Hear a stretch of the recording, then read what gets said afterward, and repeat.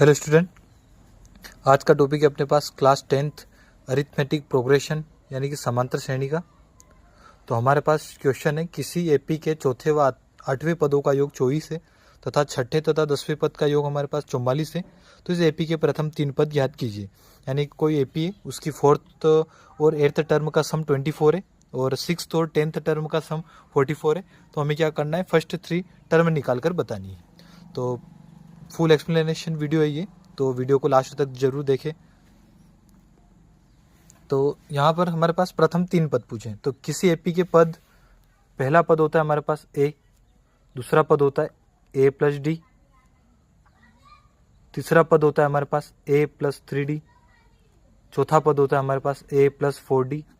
यानी कि हमसे जो भी पद पूछेगा उससे एक हमें कम करना है। जैसे कि 8वां पद पूछा है तो ए प्लस 7D, जैसे 9th टर्म पूछी है हमसे तो ए प्लस 8D। तो इस टाइप से हम जो भी हमसे टर्म पूछे उससे एक कम कर कर बतानी है। तो क्वेश्चन में हमें दिया है कि चौथे और आठवें पदों का योग 24, यानी कि जो अपना चौथा पद है और 8वां A8, इनका जो सम दे रखा है हमें, वो हमें दे रखा है 24।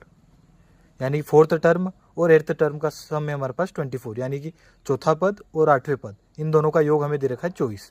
तो यहाँ पर चौथे पद यानी कि ए प्लस 3D, चौथे पद यानी 4 से कम करेंगे हम तो ए प्लस 3D, प्लस 8वां पद यानी कि ए प्लस 7D इक्वल टू में हमारे पास है 24।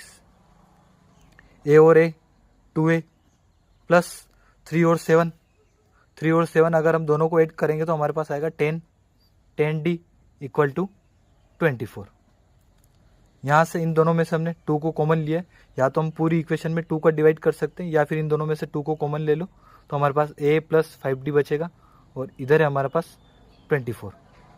इधर ये 2 मल्टीप्लाई में थे, इधर है डिवाइड में, तो a प्लस 5D 24 के डिवाइड में आ जाएगा 2। इसे हमने काटा तो हमारे पास आ गया 12। तो a plus 5D equal to में हमारे पास आ गया 12। ये हमारी इक्वेशन फर्स्ट आ गई। वापिस यहाँ पर अकॉर्डिंग टू क्वेश्चन यानी प्रश्नानुसार, यानी अकॉर्डिंग टू क्वेश्चन हमें आगे क्या दिया है कि छठे तथा 10वें पद का योग 44, यानी 6th टर्म और 10th टर्म, इन दोनों का सम हमें दे रखा है 44। यानी कि A6 प्लस A10, इन दोनों का हमें सम दे रखा है 44।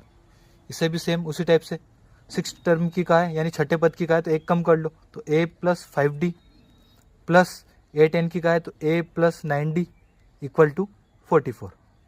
यहाँ से A और A 2A प्लस 5 और 9 14D इक्वल टू में 44। यहाँ से वापस से वही इन दोनों को हम कॉमन ले सकते हैं। यहाँ से 2 को कॉमन लेंगे तो मैं पूरी इक्वेशन में 2 का डिवाइड कर रहा हूँ। तो 2A था तो यहाँ पर हमारे पास A बच जाएगा, यहाँ 14D था तो 2 7 जा तो 7D यहाँ आ जाएगा और 2 का डिवाइड यहाँ करेंगे 22। ये हमारी आ गई इक्वेशन सेकंड।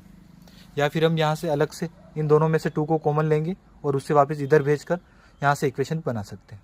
अब हमारे पास इक्वेशन फर्स्ट ये है a plus 5D equal to 12 और इक्वेशन सेकंड है a plus 7D equal to 22।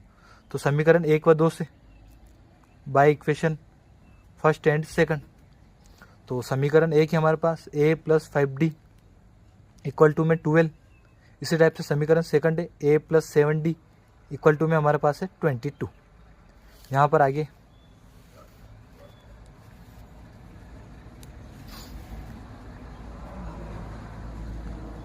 Plus के तो माइनस, प्लस के 7D थे तो माइनस के, 22 प्लस के तो माइनस के। यहाँ पर साइन चेंज हो जाएगा, ए से ए कैंसिल हो जाएगा। 5 में से माइनस करेंगे 7 को तो माइनस के 2D इक्वल टू 12 में से माइनस करना है 22 को तो माइनस के 10। माइनस से माइनस कैंसिल, 2 इधर मल्टीप्लाई में उधर जाएगा तो डिवाइड में, तो इससे हमने काटा तो D की वैल्यू हमारे पास आ गई 5। अब हमें यहाँ पर सब जगह A और D सबकी वैल्यू निकालनी, तो हमारे पास D की वैल्यू आ गई। अब A की वैल्यू निकालने के लिए हमारे पास 2 इक्वेशन है, दोनों में से कौन सी भी एक इक्वेशन में हम D की वैल्यू पुट कर A की वैल्यू निकालेंगे। तो यहाँ पर बाय इक्वेशन फर्स्ट यानी समीकरण 1 से तो हम क्या करेंगे, इक्वेशन फर्स्ट है हमारे पास a plus 5D equal to में 12। अब यहाँ पर हम क्या करेंगे, D की वैल्यू रखकर A की वैल्यू हम निकालेंगे। तो a प्लस 5 इंटू D की वैल्यू हमने निकाली थी 5 इक्वल टू 12, तो a प्लस 25 इक्वल टू 12। अब यहाँ पर प्लस के 25 है, उधर जाएंगे तो माइनस के हो जाएंगे, तो 12 में से माइनस हो जाएगा 25, तो ए का मान हमारे पास आ जाएगा माइनस के 13। अब हमने यहाँ पर ए का मान भी निकाल लिया है और डी का मान भी निकाल लिया है। तो हमसे प्रथम 3 पद पूछे थे, यानी फर्स्ट 3 टर्म पूछी थी, तो फर्स्ट ये हो जाएगी, सेकंड ए प्लस डी, और थर्ड हो जाएगी हमारे पास ए प्लस 2d। अब हमें तीनों की वैल्यू निकालनी। ए की वैल्यू हमारे पास है माइनस के 13, ए प्लस डी, तो ए की वैल्यू हमने निकाली माइनस के 13, प्लस डी की वैल्यू हमारे पास है 5, ए प्लस 2 इंटू, तो ए की जगह हमारे पास है माइनस के 13,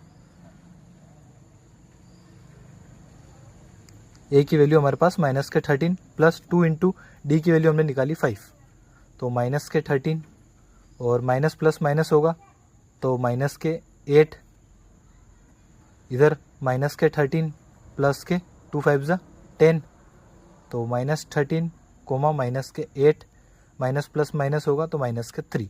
तो इस प्रकार से आप कौन से भी अगर हमें पद निकालने हो तो इस मेथड का यूज़ कर आप आसानी से कौन सी भी टर्म निकाल सकते हो। तो वीडियो पसंद आए तो वीडियो को लाइक ज़रूर करें। धन्यवाद।